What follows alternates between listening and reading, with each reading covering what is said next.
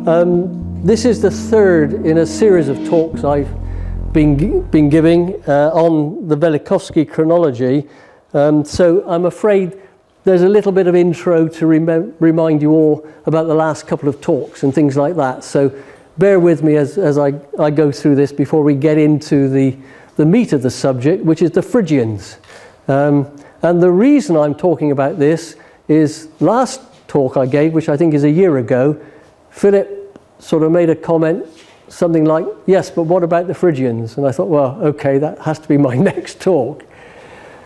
All this started by discussions in the journal, in review, about the Battle of Kadesh. Back in his book, Ramesses II in his time, Immanuel Velikovsky claimed that the Battle of Kadesh, fought between the Hittites and the Egyptians, was actually the same as a much, much later battle at Carchemish, fought between the Egyptians and the Babylonians. And this was discussed through various articles and ping-pongs in review a year or two back. SIS Review 2016, I think myself, Don Mills and Trevor Palmer wrote various bits arguing about the battle and where it was and things like that. And then a year later, a bit more on that subject. And to be absolutely fair, trying to prove that Velikovsky was right about the battle is very difficult. There are some arguments that he put forward and I have enhanced, which say the battle could have been at Carchemish, but there are strong arguments the other way. So all that debate was relatively inconclusive.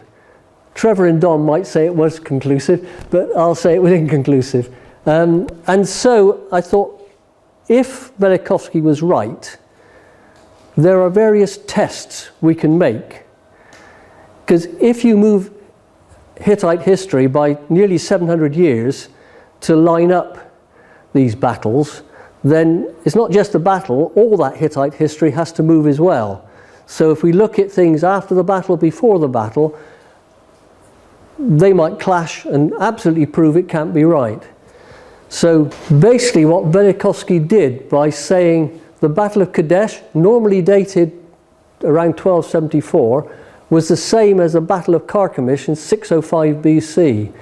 And therefore, Hittite history, before, after, around that time, has to be moved down by those nearly 700 years, a massive shift. And so what I've been doing over these talks is say, okay, unclear about the battle itself, but what about the time after the battle, the time before the battle? What does that tell us? Now, in the spring meeting 18 months ago, I looked at Hittite history 50 years after the Battle of Kadesh and Babylonian texts from the 500 BC about the years after the Battle of Carchemish. And actually, they tied up remarkably well. We saw that in both histories, there was rebellion in southern Anatolia. Certain places were involved in both histories. Cyprus was threatened. There were threats of rebellion affecting north and south of Ugarit. You could see that in both histories. We identified a particular individual in both histories who became a fugitive in both histories, and his name was rather similar. And at the end of this, about 50 years after the two battles, the Hittite capital was destroyed. Hattusis is the capital in the Hittite history. In Herodotus, he refers to it as a place called Pteria. Generally, historians believe that is the same place. So, looking at it sometime after the battle, there was significant correlation. My last talk a year ago, I went the other way and looked at history about 30 years before the battle. And the same detailed correlations came up. We found that in both histories, a Hittite king attacked Ephesus, the name, everyone assumes that the word Apissas means Ephesus, and Priene. Slightly different names, but also, besides these attacks into western Anatolia, the Hittite king's general, who is recorded as conquering Anatolia in both histories, had very similar names and came from a very similar place. So again, we found quite a lot of tie-up between the history. So in those two talks, we covered about 100 years of Hittite history, from the kings Mercilus II through to a king called Tucalius IV, usually dated in the 1300s and 1200s BC, but when you move it down, that history agrees rather well with the history around 640 to 540 BC. So what we found was there is quite a lot of support for Velikovsky's moving of the Hittite history. We've looked at 100 years and there's no great clash. Actually, there is quite a lot of correlation. And what I want to do today is go back a bit earlier in history, particularly because of Philip's mention of the Phrygians, and look at does the Phrygian history fit? So that's the real question for today. If Hittite history is downdated by these 700 years, can the Hittite New Kingdom, the time of the Hittite, very powerful Hittite kings that eventually fought against the Egyptians under Ramesses II, can that fit into Turkey, into Anatolia? The Phrygians would be very close neighbours, just to the west of these powerful Hittite kings. So how can the history of the Phrygians of the 8th and 7th centuries BC fit into this situation? Or is there a clear clash that would say Velikovsky must be wrong? So that's what I want to look at today. And here's a map to show us what we're talking about. Phrygia is on the Anatolian plateau. Hopefully you can see it there, just in the top middle of the map. This is a map of Western Turkey. Phrygia basically was a land based around the Sangarius River. Its capital Gordion is on the eastern flow of the river. Reasonably high ground there on the western side of the Anatolian plateau. Phrygia quite nicely placed, because it was a long way from anywhere that was powerful, generally. Things like the Assyrians. So the Phrygians tended to have quite a bit of freedom. Come just to the east, and there is Hattusis, the capital of the Hittite Empire. So they're quite close, they're neighbours. There must have been interaction if those major Hittite kings actually were based in Hattusis in the 8th and 7th centuries. I'll pick up one or two other places on the map because I'll be mentioning them later. Gordion, Hattusis, Gavar-Kalesi. This is a little place between the two, and I'll be talking particularly about that because it's more or less on the border, so its archaeology is quite interesting. Another town that will come up in our discussions is down here, Tuanua in Hittite. Actually, it's the classical Tyana. Tyana, quite important in our story, as we'll see. One of those places that it's just beyond the Taurus Mountains, and therefore the powerful country in the time we're thinking of particularly the 7th century BC was Assyria, which is over this way in what we now call Iraq. And the Taurus Mountains gave Tyana rather a nice barrier. So it tended to be free of Assyrian control. And we'll mention this place in our when we look at things in a bit more detail. Phrygia, further away, undoubtedly out of Assyrian control completely, an independent country generally.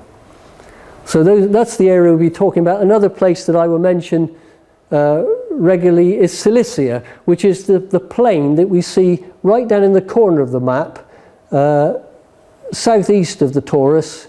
Is quite a low fertile plain called Cilicia, which in the late 800s and 700 BC was controlled by Assyria, and we'll mention the Assyrian governor of Cilicia during our talk.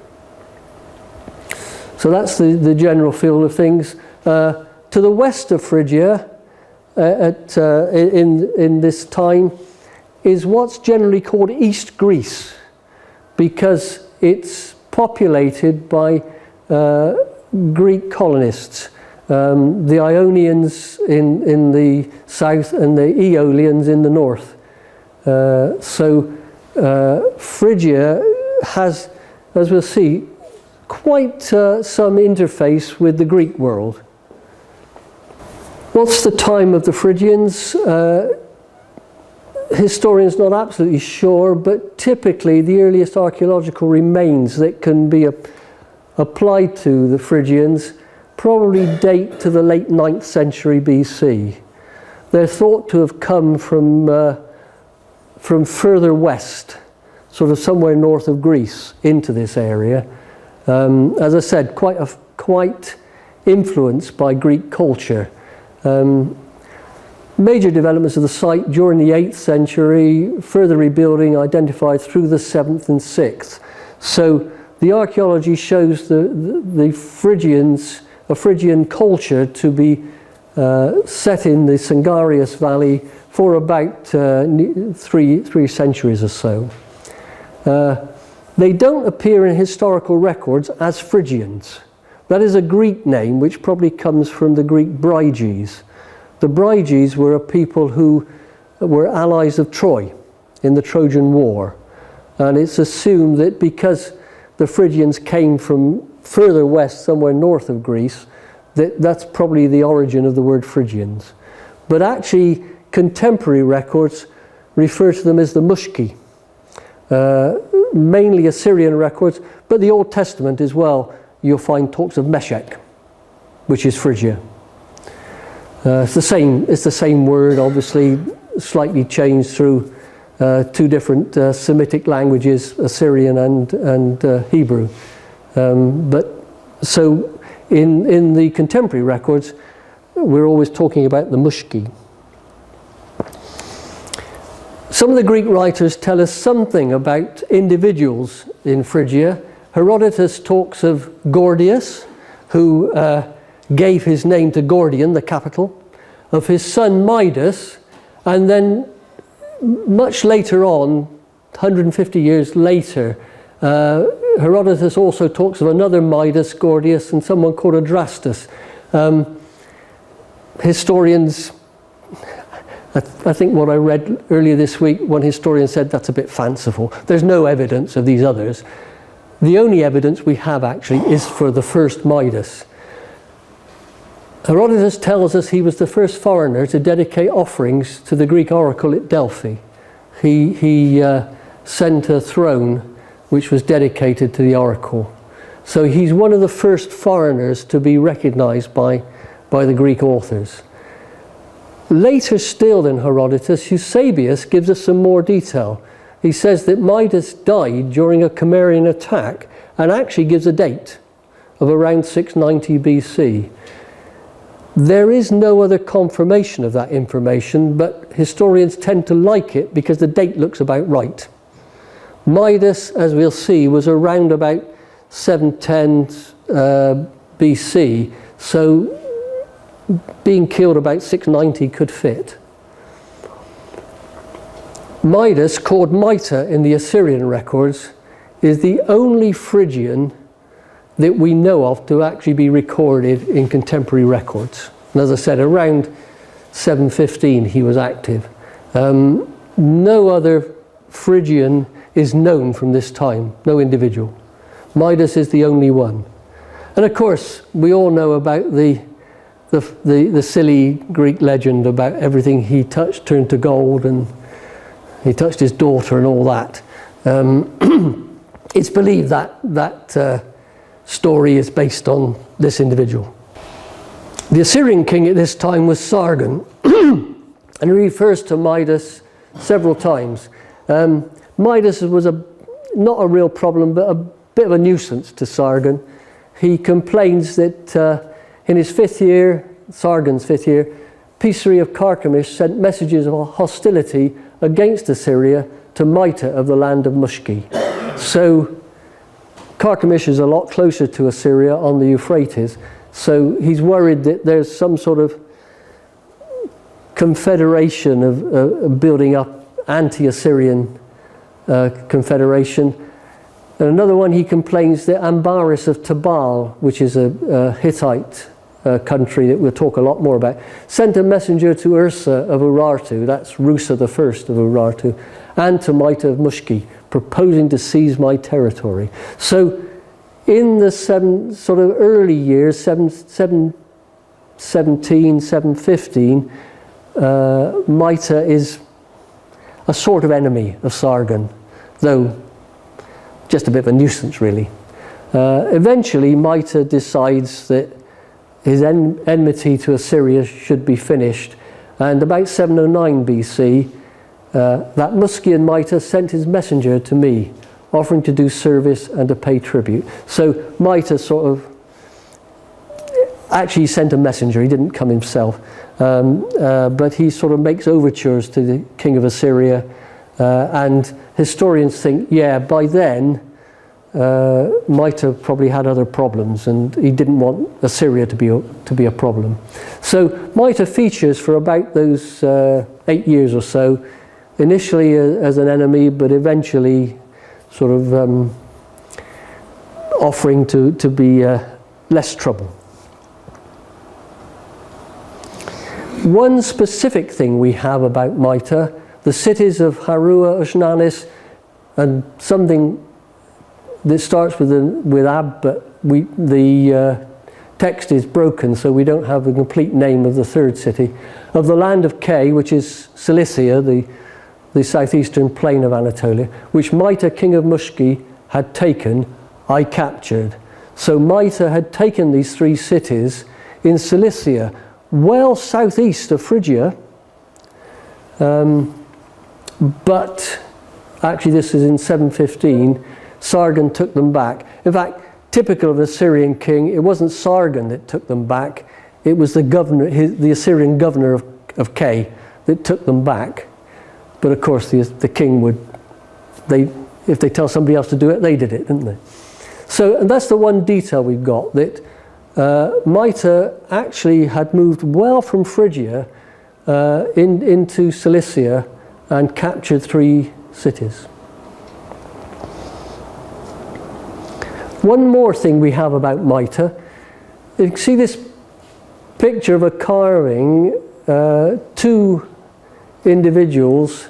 The smaller individual is someone called Warpalawas, who was king of Tyana, and the larger figure is the storm god Tarhundas. Warpalawas was an ally of Mita. We know that for 2 reasons. One, when Mita made peace moves to Sargon, both his messenger and that of Warpalawas came to the governor of Kay to say, look, let's shake hands and be friends. The other very important thing, though, about Tyana is there is an inscription there on a black stone in the Phrygian language, and it includes the name Mida, which is the same as Mita. So there is actually a text written in the Phrygian language at Tyana, which is independent information showing that Mita was operating well southeast of Phrygia with this guy Warpalawas.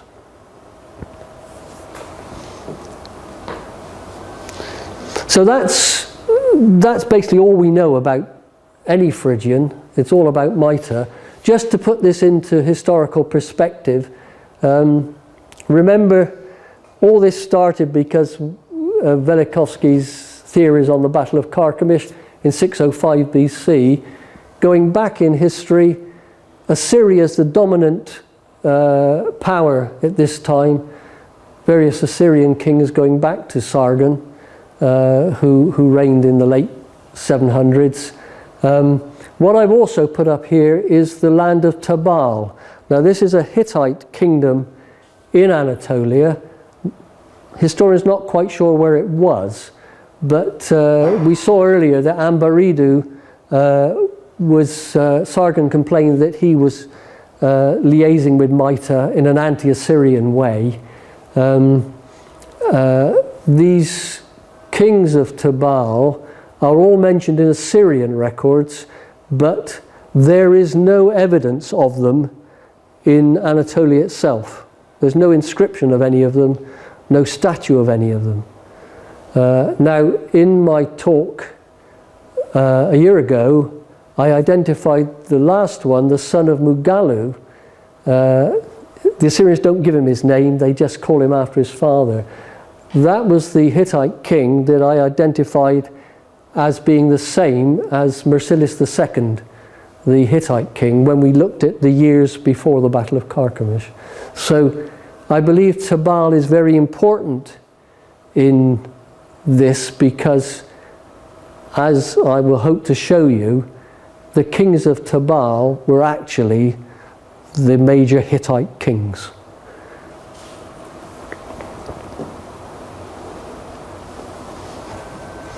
And if we look at Tabal, let me just go back and point out one thing more.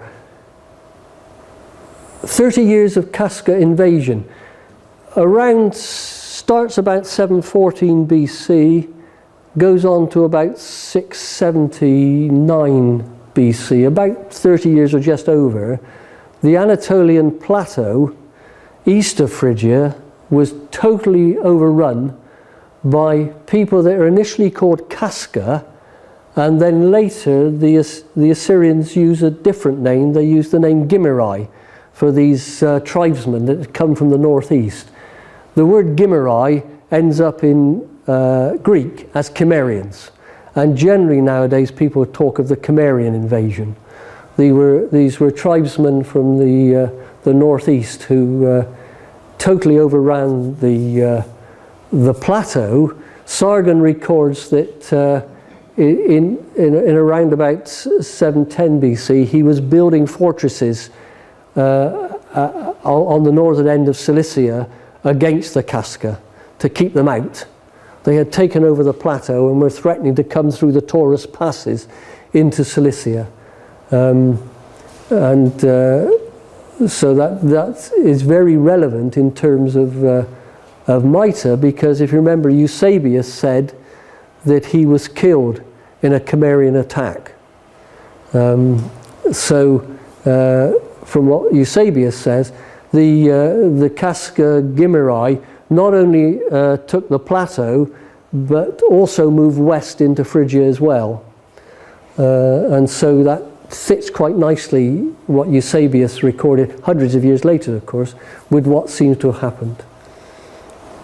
I said I want to look at particularly the kings of Tabal, because I believe they do represent actually the Hittite emperors of the Hittite New Kingdom. The last two kings of Tabal before the invasion, back in the time of Mita basically, before their area was overrun by the Casca Cimmerians, was a guy called Cully, who was appointed as king of Tabal by Tiglath-Pileser of Assyria about 730 BC. He had a dreadful time. The next Assyrian king deposed him, and then the next king, Sargon, actually put him back as king of Tabal. So Cully had a very difficult time with the Assyrians, basically an Assyrian puppet. His son Ambaridu, who we've come across, who was liaising with Mita, was married to Sargon's daughter. And you get the feeling that Sargon didn't trust him, and he needed somebody in Tubal to keep an eye on him. And the easiest way was marry him off to his daughter. Eventually, Sargon deposed Amberidu as well, and left his daughter in charge. And she ran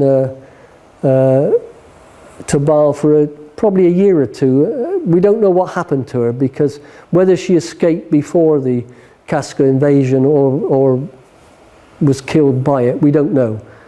But the very first evidence of the Casca moving and invading actually comes from the official who was there as her bodyguard in Tubal. He sent a message back to Sargon to say that the Casca had defeated an Urartian army, not in Anatolia, further east. And that's the first indication that the Casca were on the move. So we know she was there after her husband was deposed, but probably only for a year or two before the whole plateau was overrun. One last thing on the history. Sargon, quite unusual for a very powerful king, was actually killed on campaign in Cilicia. He campaigned into Cilicia in 705 BC. The Assyrian records, not surprisingly, are very scant on this, but it does actually say king killed, camp of the king of Assyria taken. So it sounds as though they attacked the camp at night or something and assassinated him. If you read Jeremiah in the Bible, he waxes lyrical about the death of Sargon, because obviously Sargon had dominated the whole of the country. The only other thing we have from the Assyrian records is the assassin was somebody called Eshpai the Culumian, and nobody knows who that is. There's nothing in history to help historians. It's just a name that the Assyrians give us. At this stage, the Anatolian plateau was completely lost. The Casca Cimmerians had taken it over, and Assyria never retook it. So this was pretty catastrophic for the Assyrians at this time. So that's the history of the Phrygians and their interface with Assyria, particularly at this time. But how does Hittite history fit? If we put the history of the Hittite New Kingdom, bring it down by about 670 years, and fit it into the history right next door to Phrygia and Tubal, does it work? And that's what I hope to answer with the next slides. So, the yellow is what we looked at previously, the basic conventional history of this period, about 715 BC with Maita, Amberido and Sargon. Then you get the Casca invasion of the plateau during the reign of Sennacherib. They were still, the invasion continued into the reign of Esarhaddon. And of course, we put the Battle of Carchemish in. On the red is the Hittite New Kingdom, usually dated 700 years before, but Velikovsky said it had to be downdated. Start from the bottom. Muwatallis II was the Hittite king who won the Battle of Kadesh against Ramesses II. So if Velikovsky is right, we have to put Muwatallis II around 605 BC. The other kings going back, we know who they were. We know them in sort of rough timing, but not as accurately as the Assyrian time much later, which is probably accurate to within a year. But notice we have a wonderful correlation already which ties the dates. The Hittite New Kingdom also has a Casca invasion. The plateau was overrun in the Hittite New Kingdom for a generation. We don't know how long, but certainly a generation, because looking at the succession of kings, Tudkalius III, who was the king after the Casca invasion, or helped remove it, was probably the nephew of Arnawanda I. So there's a generation there. So Velikovsky tells us, because of the battles, we have to put that red history by the side of this, and immediately there's a rather significant correlation.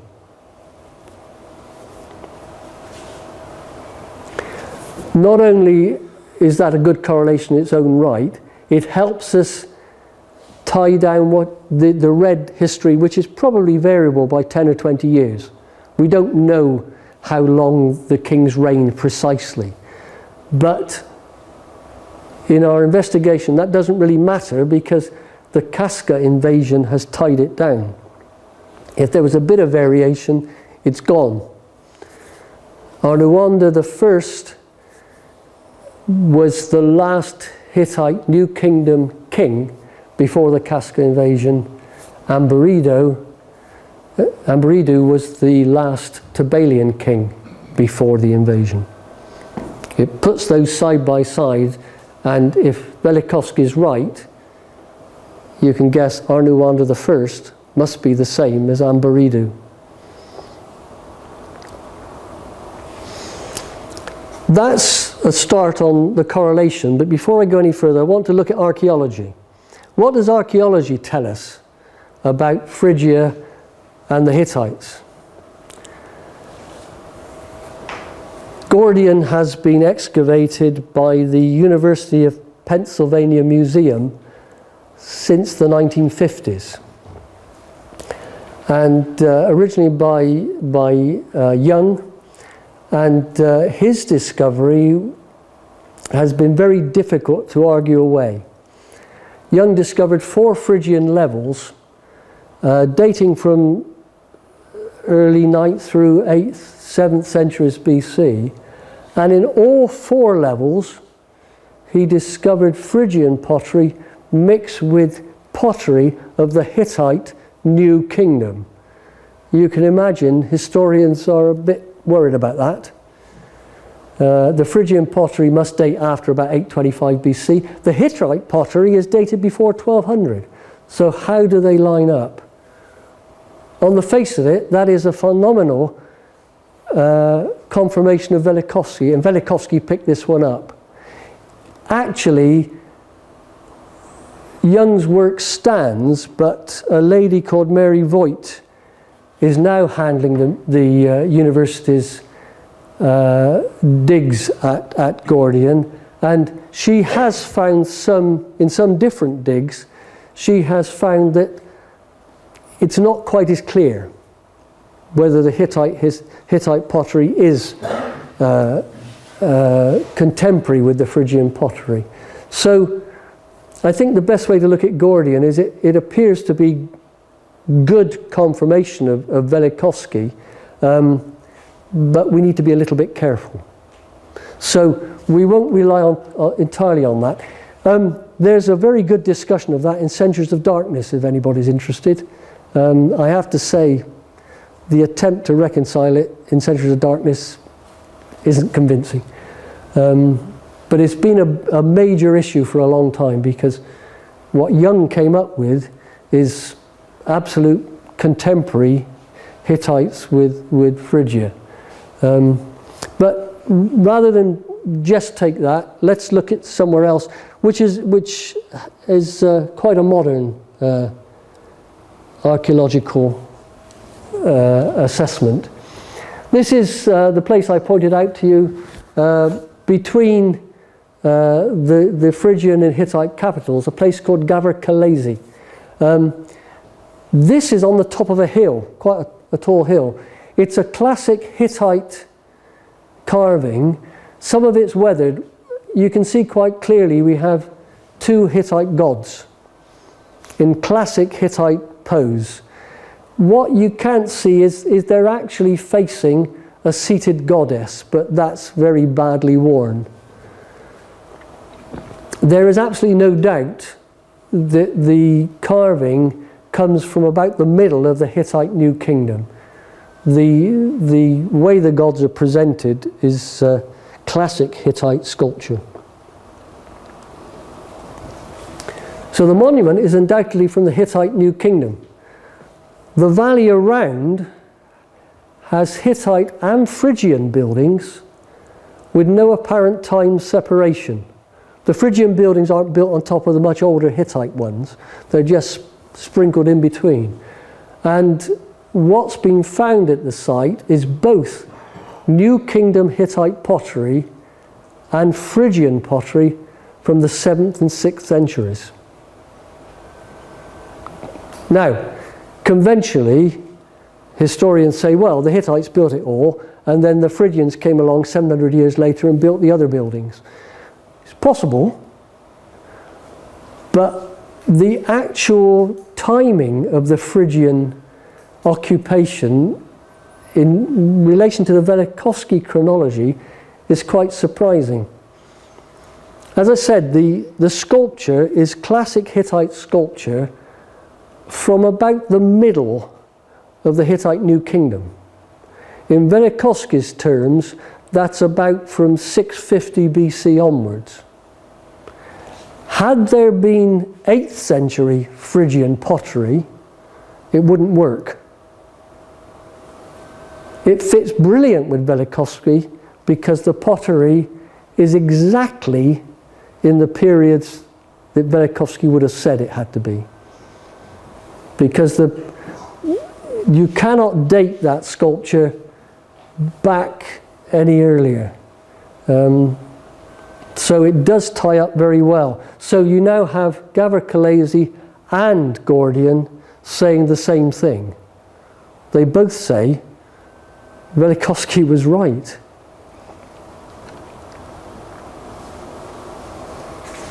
So that's a bit on archaeology. Back to the individual kings.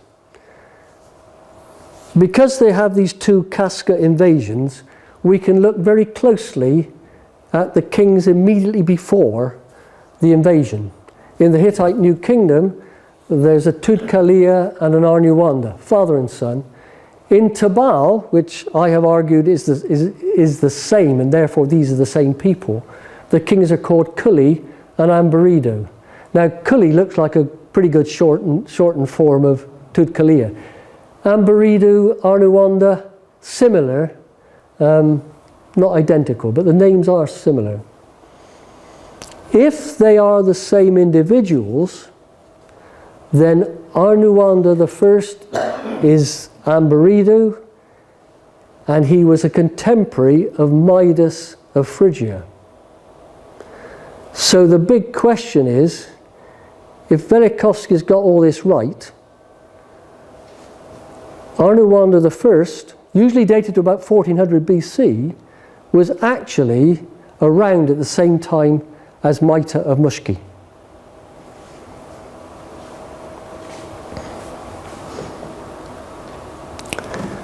I'll let you read that slide.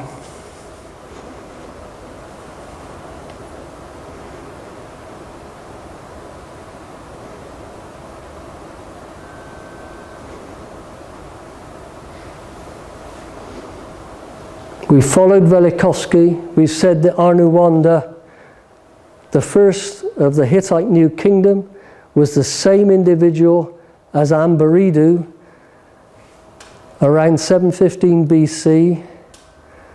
And when we look at information from the time of Arnuwanda, the major surviving text actually is complete. We have the whole text, nothing broken.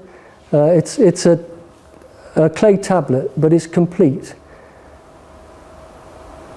And for obvious reasons, it's called the Indictment of Maita, because it's all about this guy Maita. And I've just picked out a little bit of it. There's a lot more information. Maita has now sworn, and he has placed these matters under oath. I, Maita, will relinquish the cities that I hold. Does that ring a bell? But when Maita arrived back in Pakua, that's Pakua is believed to be a place in Cilicia. He transgressed the oaths. He married the daughter of my enemy, Usapa. So Arnuwanda is writing a document indicting Maita for his actions. And he has two problems with Maita. One, he's captured cities that he shouldn't have, and he's linking up with somebody called Usapa. So much so he's married his daughter. But we can go a bit further.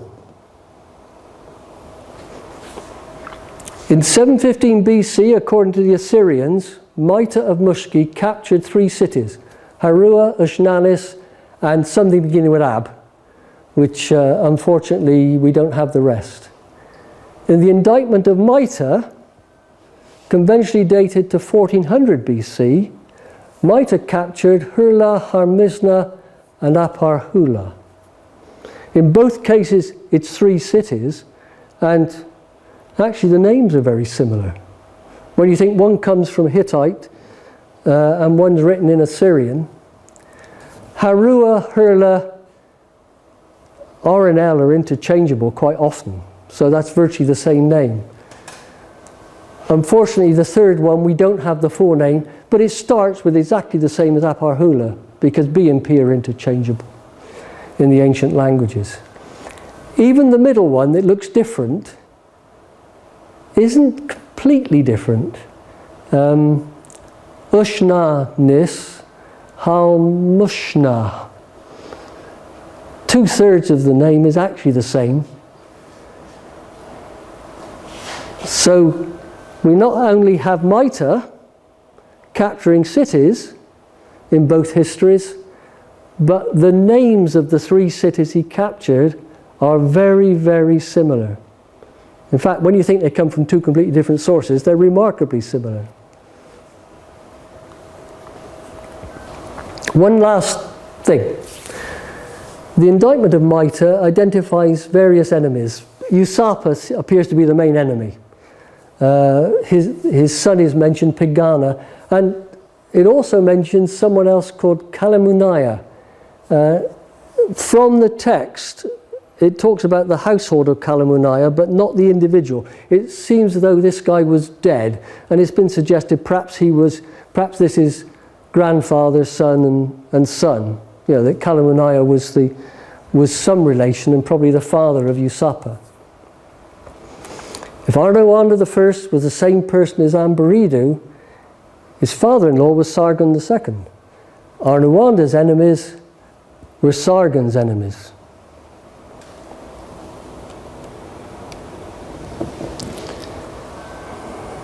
Sargon's assassin was Eshpai the Kulumian.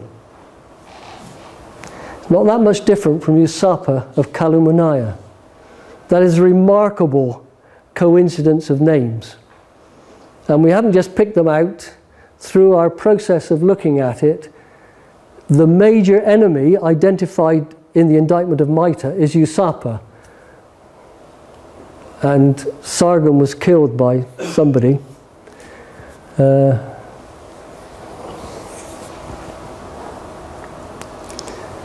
Conclusions. Our previous work had correlated about 100 years of Hittite history with the history of the 7th and 6th centuries BC.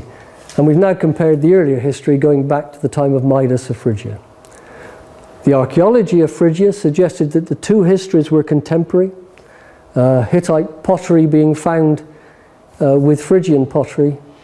Both histories had a Kaska invasion of the Anatolian plateau, and if the 2 were the same, it forced us to assume that Arnuwanda I has to be the same as Ambaridu of Tabal. In both histories, a Maita captured the same 3 cities. And we might, through the correlations, have identified Sargon's assassin. Any questions? You consistently refer to the Cimmerians as Kaska, but there's no obvious link with the name, and no obvious... No, the Cimmerians are thought to come from the northeast. The Kaska were around as a problem to the Hittites. No, the Casca were the immediate northeastern neighbours of the Hittites. Well, They're mentioned by Tiglath-Pileser III initially. I think Dadilu, a leader of the Casca, paid tribute to Tiglath-Pileser III. So the Casca are there, just where the Hittites always say they are, northeast. But the Cimmerians... But, well, that's the big question. Initially, the problem with the invasion is with the Casca. The Assyrians call them Casca. But then, after a bit, they used the name Gimmerai.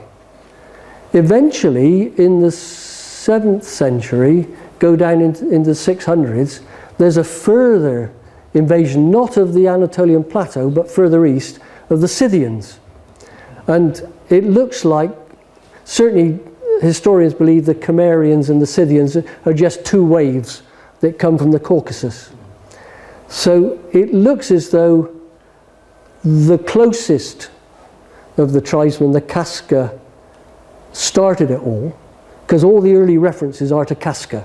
And already in Sargon's time, the Casca had taken the plateau, because he's building fortresses in Cilicia against them, to stop them. And Esarhaddon actually campaigned in 679 BC to stop them invading Cilicia at Kybistra. So there's certainly two ethnic differences between Cimmerians and Scythians. They're identifiable separately, aren't they, in archaeology? Why? I guess it starts with Casca, and that led to further waves from further northeast. But I don't think Sargon and Esarhaddon refer to Casca, do they? Sargon does, yes. Yes. When his first reference to all this is, I built fortresses in Cilicia against the Casca. Okay. Simple as that. First it's the Casca, but then there's not much more, because Sargon died, and Sennacherib did campaign in Cilicia and up around Tegorama for a bit, but there isn't much more on the edges of the problem. But for a bit there's not much reference. But by the time, certainly when you get to Esarhaddon, he talks of the Gimmerai. His campaign to Kybistra in western Cilicia is a slaughter of the Gimmerai.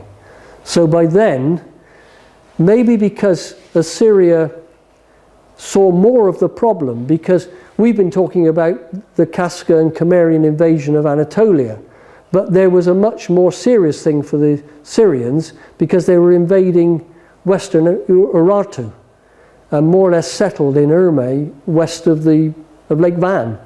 So that was the closest problem. Whether that closer knowledge of the tribesmen, whether they were different to the Casca or whatever, but that seems to have affected the Assyrian knowledge, and they then are using the word Gimmerai. So whether Gimmerai and Casca are just names for the same, or could well be a second, I get the feeling that if I had to judge it, I would say the Cimmerians are probably a Casca invade, and then further away in the Caucasus, let's take advantage, and then you've got the wave of the Cimmerians. And certainly, if you look at Eusebius, much later, he uses the word Cimmerian, the Assyrian Gimmerai. But at the start of the invasion, in fact, when the invasion is already all over Anatolia, the word is still Casca. Now, the Hittite records only ever talk of Casca. They never. The main record of the Casca invasion was written by Hattusilus III 100 years later. Yeah, but they were a problem for a long time. Yeah. Because the Casca were always a nuisance to the Hittites over a long period. But as I said, in the 730s, 710, the Assyrians are still using the word Casca. Do you know when in Solomon's reign he built these forts? Was it early or late? About 710. No, the date doesn't matter. When in his reign? When in his reign, 717 was the 5th year of his reign, so it's about the 12th year of his reign, that sort of time, yeah. As I said, the very first evidence of any sort of invasion isn't actually in Anatolia, it's further east, and the defeat of Rusa. What about Mopos? About? Mopos. Mopsus? Mopsus. What about Mopsus? Mopsus is mentioned in a text in Cilicia, written about this time. Well, that's what you ought to be able to do. But it only says that the individual was of the house of Mopsus. No, that's a later one. No, that's the only one from this time. The inscription talks about being of the house of Mopsus, king of Adana. Anyway, I think he's the later one.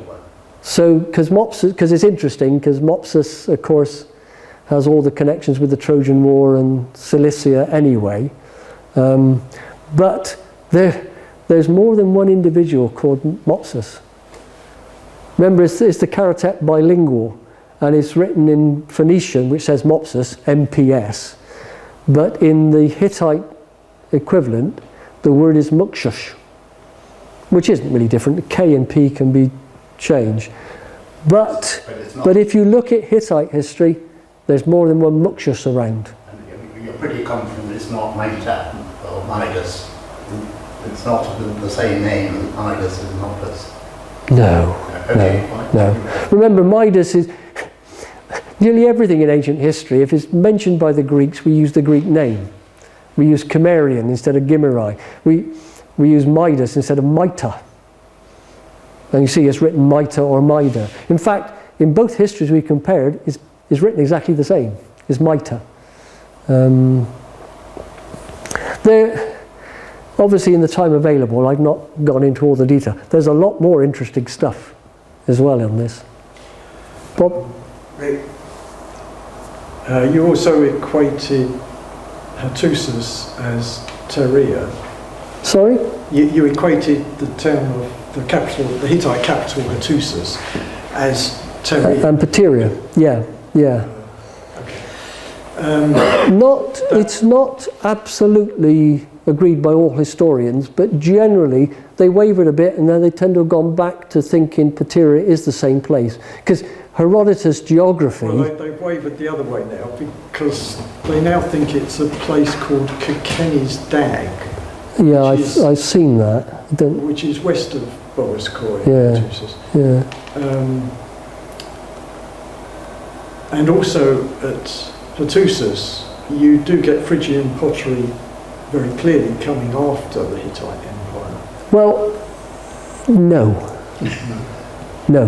This was there's the old Phrygian text in Hattusis, but for a long time, goes back to Ekrem Akergal, the great Turkish archaeologist that identified all this Phrygian pottery at Hattusis.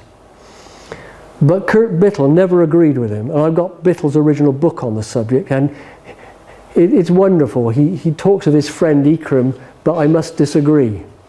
And what Bittel pointed out is, yes, the general fabric of the pottery is like Phrygian, so it's made in the same style, but the motifs are quite different. They are more akin to Syrian and other Eastern motifs. And that argument went on for years. And now it has been agreed, Bittel was right.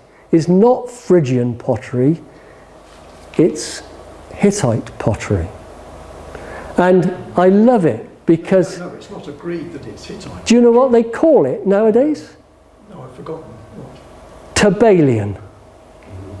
It's the pottery of Tabal. I love that because I've been saying that for years. It's now agreed, it's called Tabalian pottery because Bittel was definitely right. Same sort of fabric, which you'd expect from two places close to one another, but it is different.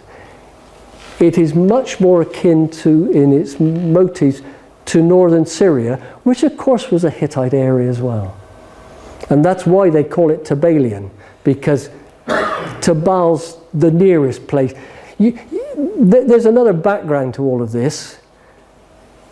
Nobody quite knows where Tubal is. I wrote an article several years ago now for SIS, using the evidence to say where Tubal is. And if you use the evidence, it's slap bang around Hattusis. But there were kings of Tubal all the way through the 9th and 8th centuries. So it can't be around Hattusis because there's a 500-year dark age. The Anatolian plateau has no archaeological evidence from 1200 BC to about 700. So historians can't put it where they'd like to put it. So they put Tubal, when you see Tubal written on the map, it's put at the bottom around the Halis. They can't put it around Hattusis because the archaeology denies it. Of course, when you remove the Dark Age and bring all the Hittites down, it ain't a problem. Tubal is a real issue. But yes, the pottery is now called Tubalian. I'll have to check that. Yeah. I love, well, you know, I've been arguing Tubal was the home of the Hittite Empire for years, and for them to call it Tubalian is wonderful. But you would agree that Hattusis Boghaz Köi is the Hittite capital for most of the... Yes. Yeah. After the Hittite occupation, there's a series of further occupation. Hattusis never gets a big place, but it's a terrible little place after dated somewhere around 700. I think once you put the Hittites there, you have to. I've looked quite closely at what comes after the Hittites, and it fits. There's only 3 levels, and they stretch for about 200 years. If you say the Hittite capital was destroyed about 550 BC, the archaeology looks a lot more sensible for afterwards. Then there is more Phrygian evidence. But there's a lot of complication there because all the early settlement after the destruction, apparently 500 odd years after the destruction, is a very small sort of squatter type place which goes on for far too long. There's all sorts of interesting things there. But I don't think there's a problem with bringing Hittite history right down to about 550 BC. The archaeology will fit quite well. And it does make the post-Hittite levels look a lot more sensible. But that's a big story. A bit of a problem here, because Sargon's daughter was married to Sennacherib, and you put her husband into your Kabul. No. She was definitely married to Sennacherib, because as it happened, was a grandson of Sargon. Yeah, but Sargon didn't have only one daughter. Possibly not. There's a big problem that Hittite historians have with Arnuwandus. He was the son, he always calls himself the son of Tudkalius II. But Arnuwandus' wife is always referred to as daughter of the king. And historians get really confused about this because the Hittites were absolutely against any form of incest. Even with cousins, it was punishable by death. So you think it's son-in-law, not son? Well, when you look at Arnuwandus and Tudkalius, and there's quite a lot, Tudkalius got a lot of annals, they never refer to themselves as king. It's always my majesty. I think daughter of the king means daughter of the great king, the king of Assyria. You'll read in some books that Arnuwandus was adopted by Tudkalius. There's no evidence for that, but it's a way of getting around the incest problem. Yeah. Were you trying to ask a question? No, I wanted to point out that the Persians called the Scythians, which is a Greek word, the Saka. And the Saka are not The Scythians, yeah. The Scythians in the Bible are Ashkenaz, aren't they? But the Scythians only appear No, much later. about... They're very evident, and Herodotus writes a lot about them, don't they? About invading Palestine and all sorts in the later 600s. But the Scythians were part of the wave that invaded Urartu and even further east, almost towards sort of Persia and that way, Lake Urmia and down that way. And the Scythians were undoubtedly, what happens to the Cimmerians and the Scythians basically is they're more or less defeated and they become mercenaries of the Hittites and the Urartians. And there's definite evidence that there were Scythian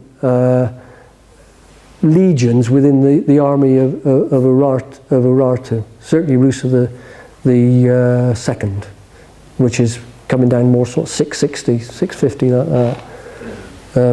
But the Scythians don't appear to have been involved at all in Anatolia.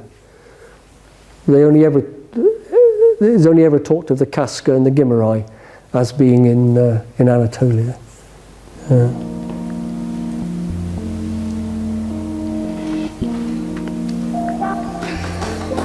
Okay? Yes, good ideas, lunchtime.